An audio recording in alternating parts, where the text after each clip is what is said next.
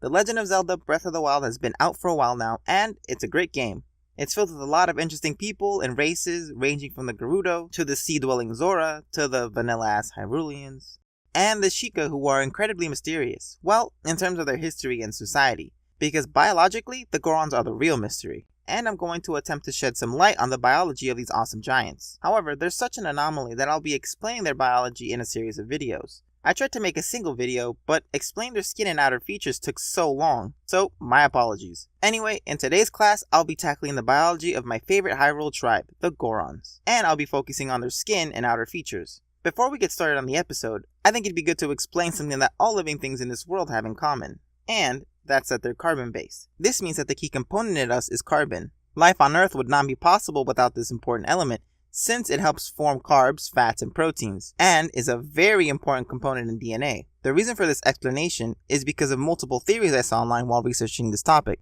They hypothesized that Gorons are silicon-based, which is a fair assumption since a lot of TV shows have used similar logic, such as Doctor Who, Star Trek, and The X-Files. The reason they've probably used silicone to explain some life forms is because of silicone's similarities to carbon. Sitting just below carbon on the periodic table, both elements have 4 unpaired electrons, which allow them to make 4 bonds with each other, and other elements allowing for a lot of possibilities for building complex molecules. However, the bonds between silicone and another silicone, which are needed to make long chains and complex compounds, would be much weaker and less stable than those made by carbon. Meaning that even if we did have a silicone-based life form, they would not be as complex as our Gorons. There are a lot more things to be discussed on this topic, but we should really get moving along with this class.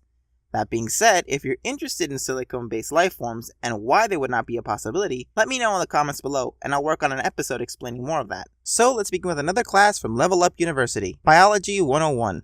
The topic of today will be the Gorons' external features. Now, let's begin. In-game, the Gorons are extremely durable, and that durability begins with the thickness of their skin. While these giants have a humanoid appearance, they are said to be made of rock. This is stated by Bo, the mayor of Ordon from Twilight Princess. Though, I believe this is just a metaphor since having skin made of rock would make it extremely hard to move. However, it's not too far-fetched to assume that they at least have thick skin. They probably have extremely thick skin similar to rhinos, whose skin is 1.5 to 5 centimeters thick. To put that into perspective, the human skin is only 0.5 to 4 millimeters thick. That means that a rhino's skin is thicker than a human's, making it perfect for withstanding heavy blows from the horns of other rhinos. This would fit our strong Gorons, who can probably take a solid hit. Their thick hides are probably made from strong collagen just like a rhino's, but they would need a few other components to help them live in such a harsh environment. One of these components is an element we just discussed, silicon.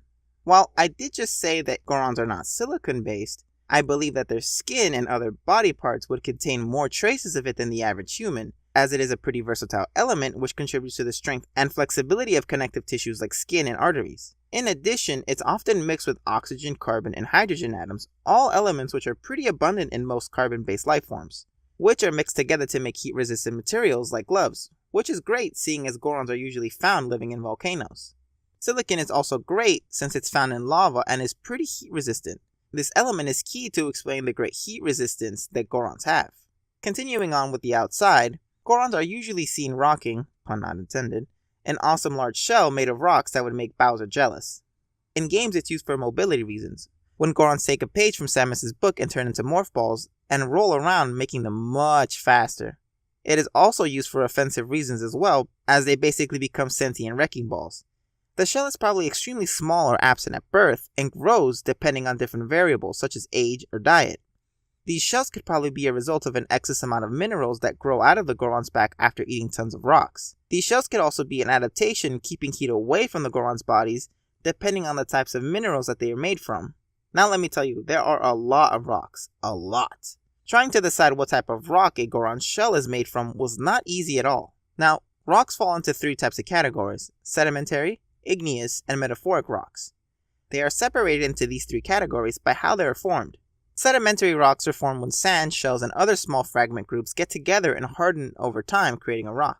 They are usually found near bodies of water and are pretty soft and crumble easily, so these types of rocks are probably not what our tough Goron shell is made of. Metamorphic rocks are found under the surface of the earth due to intense heat and pressure. This makes these rocks really strong. Lastly are igneous rocks, which are formed when magma cools and hardens.